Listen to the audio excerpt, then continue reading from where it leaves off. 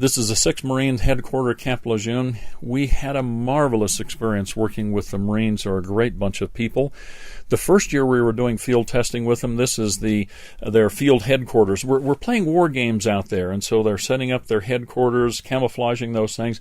We had a small group of Marines that are dressed in the first version of the clothing, which didn't look very military, but it was to find out the performance and then have them tell us what they needed changed and how we would improve it. They slept right outside, as you can see here. Their buddies are in the tents behind, but these guys are right outside. It's very interesting. There was a number of cold injuries while we were out there. Here we have 2 guys dressed in the PALS clothing who are rescuing one of their Marine buddies who has very, very severely chilled feet. As a matter of fact, he ended up with some frostbite. A little bit later, he was medevaced out of there. These guys have his feet on their warm bellies because they're toasty warm, and they're helping to revive him and get him prepared to be removed from the field. I spent time in the field observing all their different activities because later on we were able to make some recommendations about what we might change. In 1987, I was off to Eielson Air Force Base in Alaska working with the Alaskan Air Command. At Eielson, I picked up 2 of the cold weather survival instructors the Air Force has, and we're putting them in the clothing and we're heading north. In this case, we're going to Prudhoe Bay, Alaska. We slept right outside in the open, and we had a very favorable reports, both from that test and from other testing that the Alaskan Air Command gave us. In January 1987, I'm at Fort Greely, Alaska, to do some tests with the Army there. That's down around Delta Junction. We have a crew of people that's going to be using the clothing out in the field, as well as in some chamber tests. Here the men have thermocouple probes all over their bodies. We have 4 men dressed in ECWEX, and we have 4 men dressed in PALS. They're going into a chamber where they're going to set sedentary at 60 below zero. By the time 1 hour was up, all 4 of the individuals dressed in ECWEX had been removed because of pain, and they had dangerously low temperatures. At 2 hours, when the test was slated to end, all of the men in PALS were still in the chamber, and when they asked them how long could you stay in here, their reply was, well, all day, it's just kind of boring. But the test had to end because the test protocol said 2 hours. And in fact, I asked the commander there, I said, why does this test only go 2 hours? And he said, well, nobody's ever been able to stay in there up to 2 hours, so we don't need a test longer than that. So I guess we broke the record with them. Some of the men sleeping outside with thermocouples on their bodies in their sleeping bags. And it's interesting to note, you see the green sleeping bag behind the 2 white ones there. That's the standard military bag. That guy is all huddled up inside of it. And our guys are sleeping with their heads out and their sleeping bags unzipped. The second year of testing with the Marines, here we are at Fort McCoy, Wisconsin again, in a very low-profile setting. That's the thing we could do. You see, when you take a look at the way they normally do it, here's a tent where they have 10 men that stay in the tent, and they have to drag that thing around on a toboggan, a sled. They call it an accio, and it's very difficult to move, as well as you can find the thing. Here we are again, back to our soldiers that are up on a hill there. There was actually 12 of them camped up there. You couldn't hardly find them. Some of them slept like this, as you can see, not even completely inside the sleeping bag, just hanging out of it, whereas everybody else is huddled in their tents. Here I am with my low-profile bivy sack in front of their tent. I was staying with the officers over there. During that same period of time, the Marines asked me to do a cold weather safety and training, and also training on how to use the clothing and what performance they could get from it. So we have a film crew here that's filming me. During this period of time, all the design and development was being done in the basement of my home with my designer. We also needed to improve the footwear over what we had been doing, which was buying overshoes and other boots and recycling them. So as a part of the development cycle, I began making a wax positive of what I thought maybe a sole would be like. I just went through the process of building that up, making a negative of it so we could then mold a urethane in it and make these boots, both the blue one and the green one that you see there, to give us another idea of where we wanted to go with the footwear. From there, we got into test injection molding of another sole design on a small prototype machine that ultimately led us to utilize an 18-station Desma machine for mass production of the boots you see here. The blue one on the right was the final design. If you take a look at this boot in the cutaway, it has a lot of features that are buried inside. It looks like just a simple foam-filled boot, but there's a moisture trap, there's shanks, there's heel counters and toe counters, there are ankle stays, and it's all designed to give both comfort but to move moisture, because you can wear that boot 24 hours a day, 7 days a week without moisture problems. We tested all the other boots that we could find, and you can see the heat loss rate from the competitors here. The far right, the bar that's the lowest, that's the one you want, because that's indicating the number of degrees of temperature loss per hour.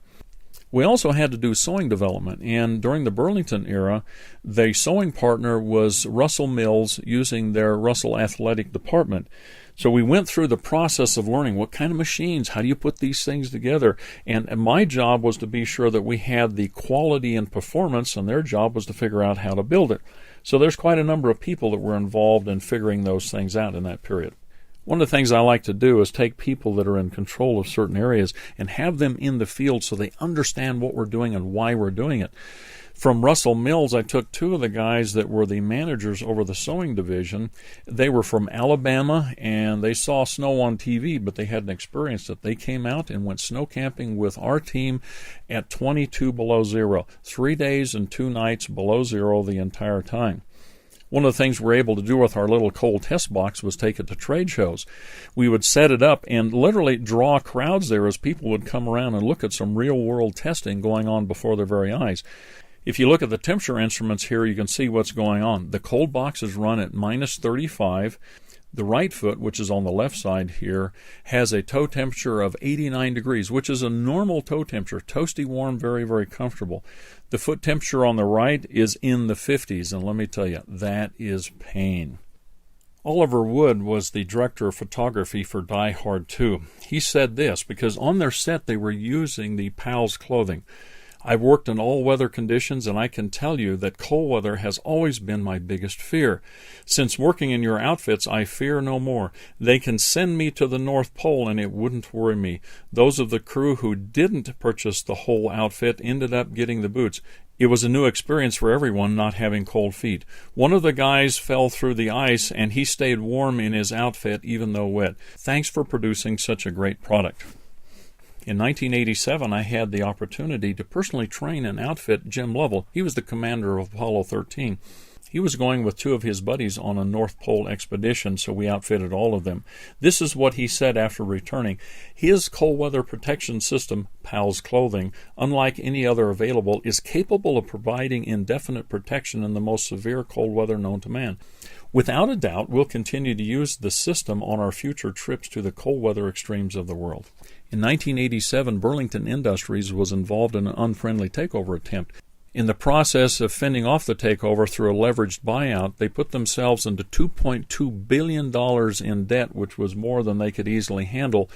And since our project was not yet commercialized and cash flowing, they withdrew from the project, and so we had to go on our own. In 1989, Popular Science magazine gave me one of their 100 Greatest Achievements in Science and Technology awards. I was invited back to New York as a part of the ceremonies. Not only does the clothing have to perform well, but it also has to look good. One of the things we were able to continue with after Burlington's withdrawal was working out how to make the clothing look good. And they weren't just put on models so you could get a nice picture. They were used by real people in the real world. I went up and trained Jeff King, who is one of the individuals who's won the Iditarod a number of times. In the training I was doing with him, we were in the field with his dogs and with his teams using the clothing. This is at the end of the race when we're talking to one of the other individuals who was using the PALS clothing. Lavon Barvey is one of the individuals who was a front runner using the clothing, and the clothing gave him an edge. The following year after this picture was taken, Lavon said that the clothing had saved his life when his team went off and left him, and he had nothing except the clothing with him when the temperatures were running as cold as 50 below zero, and it was an entire day before he could get to safety. What we have is a breakthrough technology for workers exposed to sub-freezing temperatures. The thing that results from this is increased productivity because there's a greater amount of working time. Better comfort means better morale.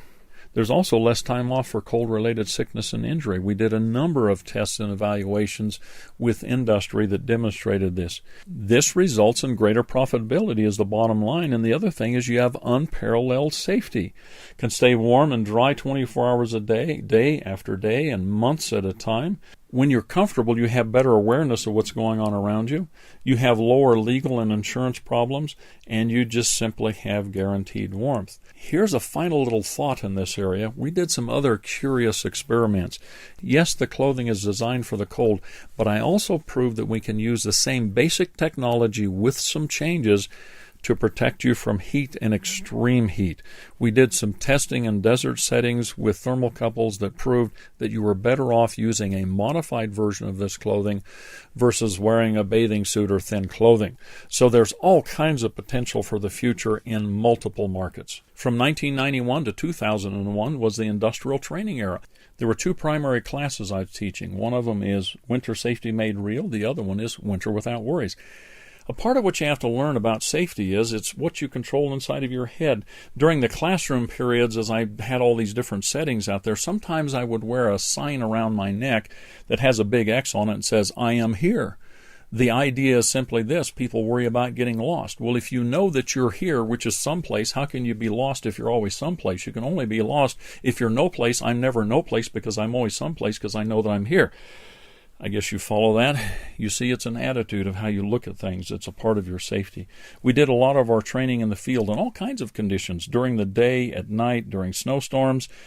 We had small groups, we had large groups out there doing a variety of tasks in the field and teaching them how they'd be okay if their snowcat breaks down, if they become stranded for whatever reason. We also showed them the resources that were available in a snowcat or another vehicle that could help them. Our classroom very often looked like this, where we would all sit around with a little bit of a windbreak. A lot of times we were just simply standing out in the snow and in the blizzards while the class was ongoing. I had the pleasure of having with me my oldest son and my youngest son much of the time, so we had the third generation in the field teaching these things. Our mode of travel was provided by our industrial clients using their snowcats to get us into the field. Here's a picture of student housing at Snow College. Here's the students building it. I'm not going to build it for them. They built their own housing. They stayed in them. Their beds slipped down inside of those things. And oh, by the way, try this with your pup tent. Now, we had all the comforts of home. We'd have here's a bathroom out there. Here's the trail off to another place into the trees, and here's the trail down to this one that's dug into the side of a snowdrift. The vistas and the views were fantastic. Classroom was simple, but nice, white, and clean. Another thing that was going on during this era was the development and proof of what we now call the thermal johns, which is a half-inch variety of the foam clothing that can be worn underneath conventional clothing. Any kind of clothing would be okay, although some things are better than others. You can wear them with your regular blue jeans, or you can put it underneath anything else that you'd want to use. Another thing I was able to do during this period also was publish several of the courses. The first class that I produced was Surviving Against All Odds, with workbook and with the audio portion of it. We've also produced several DVDs to train people in both the attitude and the understanding of what it takes to be okay in the cold, and how and why the clothing works, and what do you need to do to evacuate during emergencies. 2005 and 6 was the beginning of reestablishing our position in this. To do that takes a team of people, a core of people that we're going to build. That has to be done with experience, and so those who've wanted to join with us are in the field learning this equipment, what it'll do, and how and why it works from the inside out, not speaking from a position of theory, but from a position of experience. That's where strength is. Well, there's even more to the story, but that's plenty for now. Next, people want to know, is this for me? Should I get involved? How do I get involved? What's next? I invite you to get more information on the SafeHarborAlliance.com webpage. In fact, there's a really dynamite video you'll want to see. It's of a radio interview I recently recorded in October 2010 with first-time users of PALS foam clothing. This grandmother and grandfather attended my Winter Without Worries class, made their own PALS foam clothing, and went snow camping for the very first time. You have got to hear their story. I think they are better spokesmen to new people for the Winter Without Worries class and the PALS approach than I am. You see, people look at me as a tough guy who's been doing this for decades, and they think they don't have what it takes. Nothing could be further from the truth. You can see Jim and Connie Cheney's story in the video, What Others Say About Winter Without Worries. You'll find it on safeharboralliance.com. Have a terrific day, and may you enjoy winter without worries.